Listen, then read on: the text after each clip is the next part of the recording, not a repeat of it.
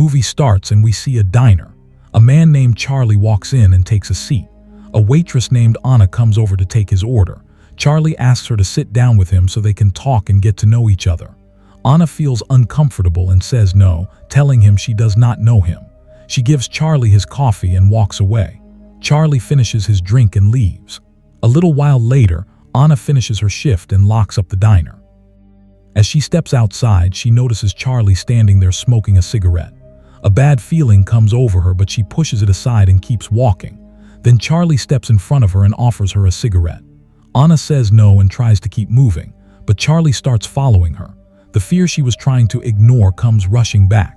She pulls out her pepper spray, turns around and asks him directly, "What do you want?" Charlie says nothing, just that he is heading to his car. Anna tells him to go ahead then. As Charlie walks toward his car, he suddenly spins around, pulls out a gun, and forces Anna into the vehicle at gunpoint.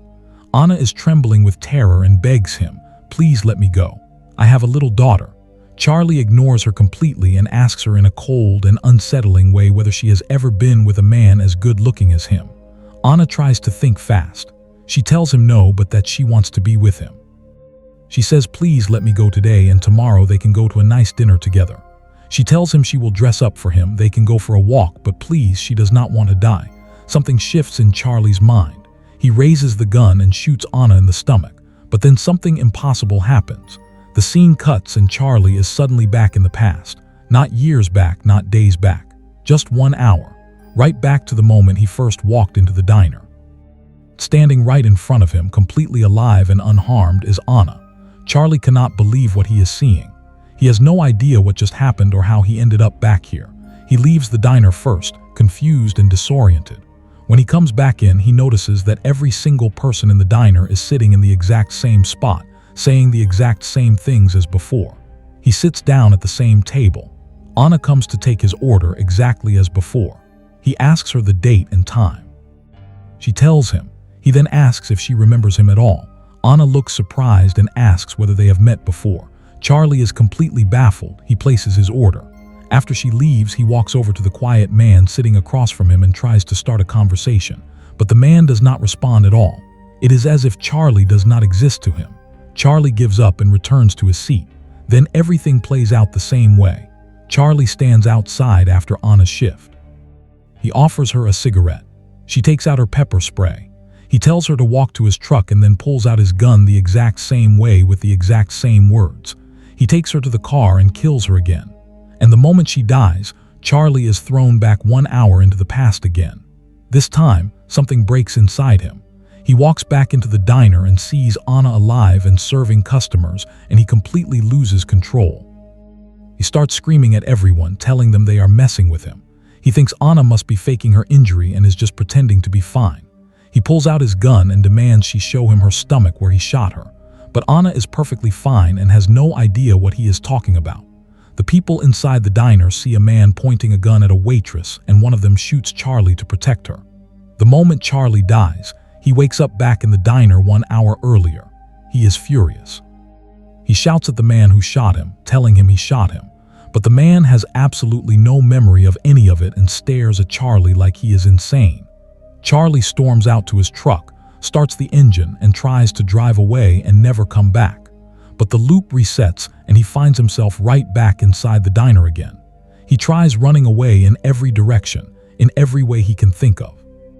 But every time he gets far enough away, the loop resets and pulls him straight back to that same hour in that same diner.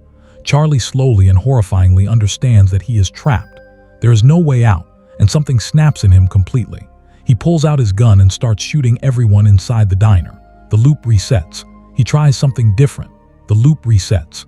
He tries changing every small thing he can think of. The loop resets every single time.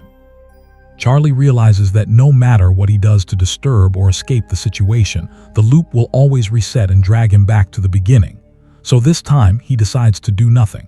He sits quietly and watches everyone around him. He notices the quiet man again and goes to sit beside him. He tries to talk to him, but the man still gives no response at all. Charlie shifts and sits next to a couple. The moment they see him, they panic. He tells them to relax and says he just wants to talk. Through conversation, he quickly figures out that this couple is cheating on their partners and meeting here in secret. He decides to mess with them, leaning in and whispering to the man that his wife sent him to kill him. Both of them go pale with terror. Charlie laughs and says he was only joking. He gets up and moves to sit beside two nurses. They clearly do not want him there and get up and leave without a word. Charlie walks outside. The loop resets. Now Charlie begins paying very close attention to every detail. He has noticed that one nurse always leaves the bathroom before the other. In the next loop, he waits right outside the bathroom and kills that nurse. He hides the body quickly inside a laundry cart. A man with another cart appears and tells Charlie that cart belongs to him. Charlie hands it over without making a scene. He watches the man leave and then goes back to dealing with things. Then he kills that man too and dumps both bodies to keep things hidden. He goes back inside and sits with two men who are talking about a serial killer in the news. Charlie acts like an old friend, orders beers for the whole group and tries to blend in. Anna tells them all that if they want beer, they should go to a bar because this is a diner. Just then, the second nurse bursts in, panicked, telling Anna that her friend is missing and that Charlie was outside right when it happened. Charlie does not react at all. Instead, he walks calmly to the cheating couple, pulls out a knife, and slits the girl's throat right in front of everyone. He tells the man that what he was doing is a terrible sin and then kills him too. When the surviving nurse tries to stop him, he points his gun at her. He tells a man named Sam not to reach for his weapon. He looks around the diner calmly and tells everyone that he could kill all of them right now, but that would not be very interesting. Then the chef comes from behind and kills Charlie. Loop reset. Charlie sits down across from the quiet man again. This time he speaks directly and says, "If you are God and that is why you will not answer me, then hear me right now. Get me out of this place. If you do not, I will tear through everyone in here like a shark in a fish tank." He stands up, pulls out his knife, and systematically kills every single person in the diner one by one without speaking a word. Loop reset.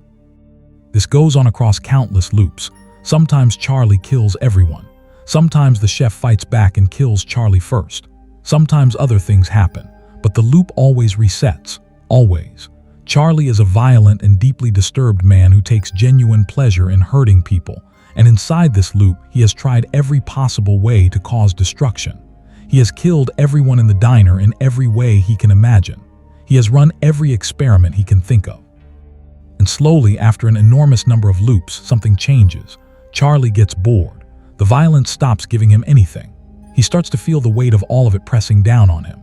By now, Charlie has spent so long inside the loop that he has memorized every single thing that happens. He knows what every person will say before they say it. In a new loop, he interrupts Anna before she can even speak and tells her to bring bacon and toast. Anna tells him they do not serve breakfast right now. He says he knows that, but he also knows there are eggs in the refrigerator and tells her to go cook them for him. When she refuses, Charlie marches into the kitchen himself, takes out the eggs, slams them in front of the chef and tells him to cook breakfast or he will kill him. But the chef is a big and strong man. He punches Charlie hard enough to knock him down and then kills him with a sharp knife. Loop reset. A new pattern begins to form. Cross loop after loop, the chef kills Charlie in different ways. Charlie studies each one carefully and learns. Eventually, in one loop, Charlie finally defeats the chef. He shoots him, cooks his own breakfast, eats it slowly, and then shoots himself to reset the loop and try again. When he comes back, he walks into the diner and sits down. But this time, something feels different. There is an old man inside who was not there before. Charlie asks him who he is. The old man vanishes instantly. Anna comes over and Charlie just looks at her and says quietly that he is done with all of this and is going to kill everyone now. Anna calls the police and they come and arrest Charlie and take him out. Loop reset. In the next loop, something extraordinary finally happens. Charlie sits down across from the quiet man as always. But this time, for the very first time across all of these countless loops, the man speaks back. His name is David. David looks at Charlie and says, "I thought you were brave, but you started crying." Charlie asks desperately what he has to do to escape this place. He tells David he will do anything and that he has already tried killing everyone in the diner. David tells him that he killed everyone with too much noise and that he should try doing it quietly this time. Charlie stands up and moves silently through the diner, breaking necks one by one without a sound. Then he comes to Anna. She backs away into the kitchen, terrified. Charlie speaks to her gently and says she is the last one and that if he kills her, he will finally be free. Then another waitress arrives to start her shift and Charlie shoots her immediately, then kills Anna. Loop reset. But this time, something entirely new appears in the loop. A priest. The priest looks at Charlie and asks him, "What have you learned?" Charlie says he just wants to go home. The priest asks him why he thinks he is here. Charlie says it is because of all the terrible things he has done in his life, and that this is his punishment and all he wants is to be free of it. The priest opens a Bible and reads from it, explaining that every one of us has the power to choose our own fate. These words reach Charlie somewhere deep inside him that nothing else ever has. He begins to cry. The priest holds him. Charlie says that he wants to go home, that he will ask God to forgive him, and that from now on he wants to do good things. He asks the priest what he should do right now in this moment. The priest tells him to start over. The loop resets. Charlie walks back into the diner, but this time everything about him is different. He sits in a different chair and everything in his body language has changed. He knows that in every loop, 3 drug addicts always come in to harass Anna. This time he gets up and stops them at the door before they even step inside. He shows them his gun calmly but speaks to them kindly, asking them politely to leave so that nobody gets hurt. He even offers to call them a ride home. He walks back inside and orders from Anna with a polite smile. Anna takes his order without any tension and smiles back. He walks over to the 2 nurses and thanks them sincerely for the hard work they do every day. The nurses are genuinely touched. Then he approaches the cheating couple. He says to them that he does not know what is going wrong at home for either of them, but that loyalty matters. He tells them that his father was a man who cheated on his mother, and that growing up watching that turned him into the kind of person he became. He says he does not want their children to grow up carrying that same damage. The couple sits in silence for a moment, and then both of them get up and leave separately, ashamed and rethinking everything. Charlie looks around the diner for the priest but cannot find him anywhere in this loop. He spots the 2 men from earlier and sits with them as a friend this time. They eat dinner together and talk like normal people. After finishing, Charlie steps outside for a cigarette. Anna comes out after her shift and asks him for one too. They stand together in the cool night air and have a real conversation for the first time. Charlie walks toward his truck and Anna follows along, asking if the truck belongs to him. He says yes. She asks for a ride and he agrees. He does something he has never done in any previous loop. He leaves his gun behind. He is genuinely confused by this feeling because a woman is trusting him for the first time. Anna moves closer to him, and then Charlie stops. Old habit takes over. He grabs her and kills her one more time. He waits for the loop to reset. But this time the loop does not start again. The diner fades away. The people fade away. Everything goes dark and then suddenly very bright. Charlie wakes up screaming. He is in a science laboratory. The priest and Anna are standing in front of him, but they are not a priest and a waitress at all. They are scientists in white coats. Everything Charlie just experienced was a simulation running entirely inside his mind. Charlie is a convicted criminal. This entire experiment was designed specifically to test whether a dangerous criminal can genuinely change their behavior when placed inside a controlled mental environment and given repeated chances to choose differently. Because Charlie continued to show violent and destructive behavior across an enormous number of loops and only briefly showed signs of change near the very end, the test concludes that he has not reformed. His prison sentence is extended significantly as a result. We also learn that David and the 2 other men Charlie kept seeing in the diner are also criminals being run through their own version of the same simulation at the same time.